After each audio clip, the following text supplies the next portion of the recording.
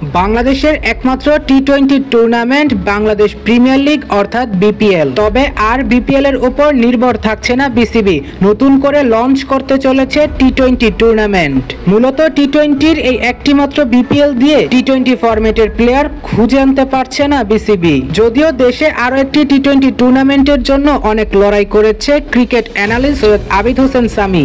এছাড়াও কিছুদিন আগে সাকিব আল হাসান এ নিয়ে মুখ খুলেছিলেন। বিসিবিকে রীতিমতো ধুয়েই দিয়েছিলেন সাকিব, যে দেশে ঘরোয়া টি-20 টুর্নামেন্টই নেই সেখানে কিভাবে শিবম ডুবে, রিঙ্কু সিংদের মতো ক্রিকেটার বেরিয়ে আসবে। তাই তো এবছরের শেষের দিকে শুরু হচ্ছে নতুন টি-20 লিগ।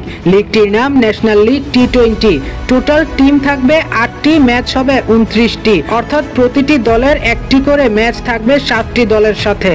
টপ 2টি দল খেলবে ফাইনাল ম্যাচ। প্রথম আলোর দেওয়া সাক্ষাৎকারে এনএল টি-20-র বিষয়টি নিশ্চিত করেছে মিনহাজুল আবেদিন নান্নু। এবছরের শেষের দিক থেকেই মাঠে গড়াচ্ছে টি-20-র এই টুর্নামেন্টটি। প্রিয় দর্শক, বিপিএল ব্যতীত ঘরোয়া নতুন টুর্নামেন্টটি টি-20-র জন্য প্লেয়ার খুঁজে বের করতে কতটা সফল হবে অবশ্যই কমেন্টে জানিয়ে যাবেন।